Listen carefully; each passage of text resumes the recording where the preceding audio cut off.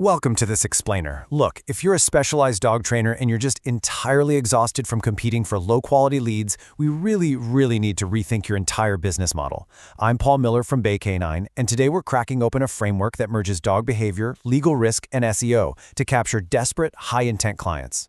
To do this properly, I'm joined by our senior marketing director and a dog training specialist from Deep Dive Consulting.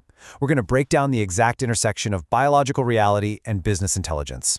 Glad to be here, Paul. This is a game changer for sure. Absolutely, let's get into it. Okay, let's dive right in with a pretty provocative question.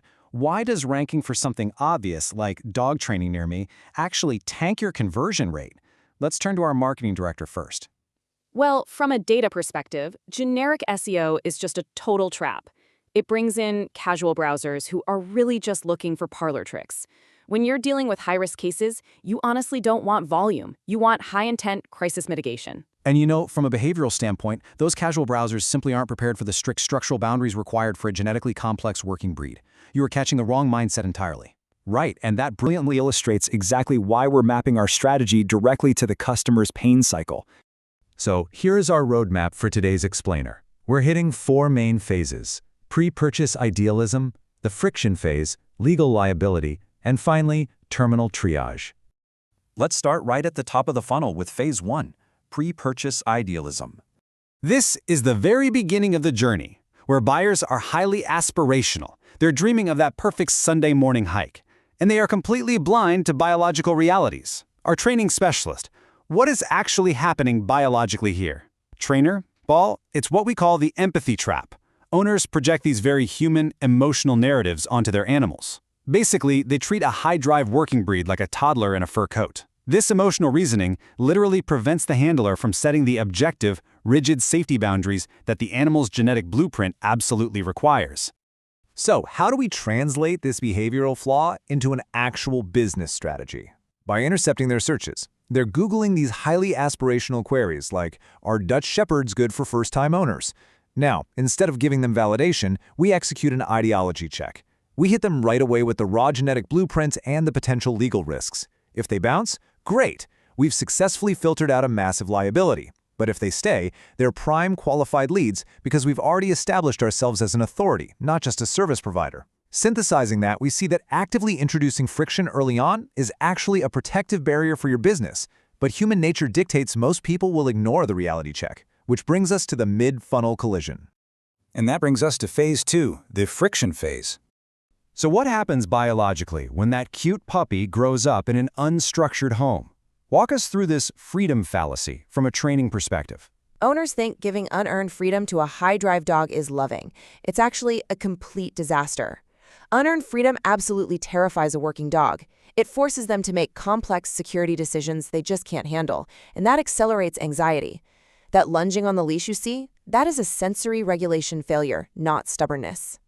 So our marketing director, how do we capture this exact friction point digitally? Marketing director, we pivot heavily to problem-aware SEO. At this point, the owner's capacity for care is draining fast. They're jumping online and searching for specific troubleshooting, like German Shepherd lunging on walks. We build an evergreen YouTube SEO engine addressing these very specific, localized pain points, intercepting their frustration with highly targeted, platform-specific content. But there's a massive conflict here, right? Between the quick internet hacks consumers want and the actual biological reality they need. Exactly, Paul. The internet is just flooded with these 60-second fixes that only treat the symptoms. They completely ignore the root biological cause and create a very dangerous safety void. And from a business perspective, our job is deprogramming that reliance. We must elevate the brand by selling a rigorous, structural alternative to those superficial hacks. You have to position the business as a highly specialized behavioral authority. Okay, so the crucial point is using their mechanical failure to prove the absolute necessity of your framework. But when those quick fixes inevitably fail, daily friction violently escalates into extreme financial danger. This brings us to a highly critical stage, Phase 3, legal liability. I want to ask our dog trainer, who exactly are these midnight dog walkers? The biological reality here sounds pretty grim. It is. This is the biological reality of Phase 3. You are looking at exhausted, terrified handlers whose capacity for care has just flatlined. They are experiencing intense social isolation, literally walking their dogs at 2 a.m. just to avoid any triggers that might cause a bite. They are living in a constant, exhausting state of hyperarousal. Wow! They are operating purely out of fear? Exactly. And dealing with handlers in that state of absolute panic requires a radical shift in communication. Think about it. A 98% SMS open rate versus just 20% for email. When an owner is terrified, an email form is totally useless. It is an absolute business necessity to use automated AI-driven SMS text routing to capture these frantic inquiries in under 60 seconds. Speed delete is literally everything here. So we have the communications channel locked down, but what are they actually searching for at 2 a.m.? At this stage, we stop writing content for the dog entirely, and we write specifically for the terrified human. We target crisis keywords, dog bite lawyer California, strict liability dog bite. We expose what we call the legal ledger, confronting them with the cold, hard mathematics of their financial exposure. We pivot entirely from being a generic service to being a strict liability mitigation specialist. Which brings us to the operational reality of actually managing these clients and fixing the pipeline. Right. When taking on high-stakes cases, you must ruthlessly track your customer acquisition cost and customer lifetime value. As the intelligence data shows, fixing the leaky funnel by automating lead follow-up and upselling existing clients is exactly how you maximize the ROI of these high-ticket liability cases. Synthesizing this phase, we are taking a handler suffering from complete burnout and forcing them to interact with a rigid, data-driven legal and behavioral framework. And surprisingly, this rigid structure actually anchors their nervous system. It communicates that we have a predictable, forensic blueprint for their chaotic crisis well before a contract is even signed. But what happens when that life raft arrives too late? Let's see how this builds to the absolute bottom of the funnel. Phase 4. Terminal triage. So at this terminal stage, what does that emotional collapse actually look like in practice? Total emotional collapse. The handler's ego is completely shattered, and they are basically seeking absolution for what they perceive as their ultimate failure. And digitally, we pivot to capture exactly that emotion. We target terminal keywords like guilt of rehoming a reactive dog. Now, we aren't doing this to facilitate surrender, but to intercept them with a final structured intervention. So how do we intervene when the handler physically and emotionally has nothing left to give? We apply a tourniquet. It's the 24-hour structural triage pan. Which means what, practically speaking? Practically, we immediately implement visual barriers, we utilize strict crate restriction, and we completely remove the animal's ability to make decisions.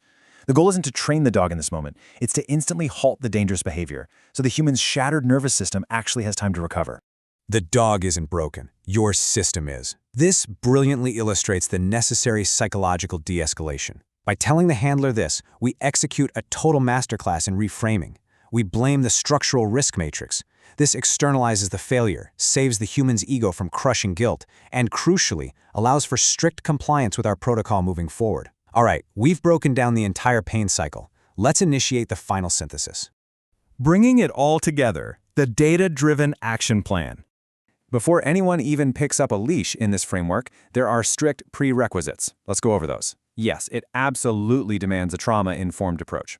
The handler must clinically audit their own nervous system first. Number 1, regulate your breathing before correcting. Number 2, assess your capacity for care that day.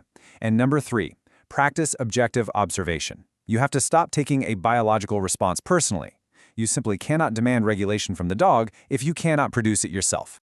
And from the business side of the aisle, how do we mirror that exact rigor digitally? The primary directive here is to build your Phase 3 liability content first. Write about dog bite laws and cognitive risk oversight before you do anything else, to capture your most profitable demographic. Then, build your pre-purchase portals to filter out the bad fits, and critically, implement localized SEO. And speaking of localized SEO, we really have to talk about mobile environmental lockdown. Exactly. We use geofencing around high-value targets like local dog parks and vet clinics. We anchored digital scale with grassroots B2B partnerships. By establishing these referral networks with local vets, you create a pipeline of highly qualified leads with a near-zero acquisition cost. It's incredibly effective. This has been an incredible breakdown. As we wrap up this explainer, I want to leave you with one final, provocative challenge. Look at your business right now. Does your website sound like every other generic trainer out there, or do you sound like a behavioral investigator addressing serious legal liability? It is time to stop empathizing with the chaos, start enforcing structural boundaries, and completely rethink how you acquire your highest intent clients. Thank you to our training specialist and our marketing director for these insights. We will catch you all in the next one.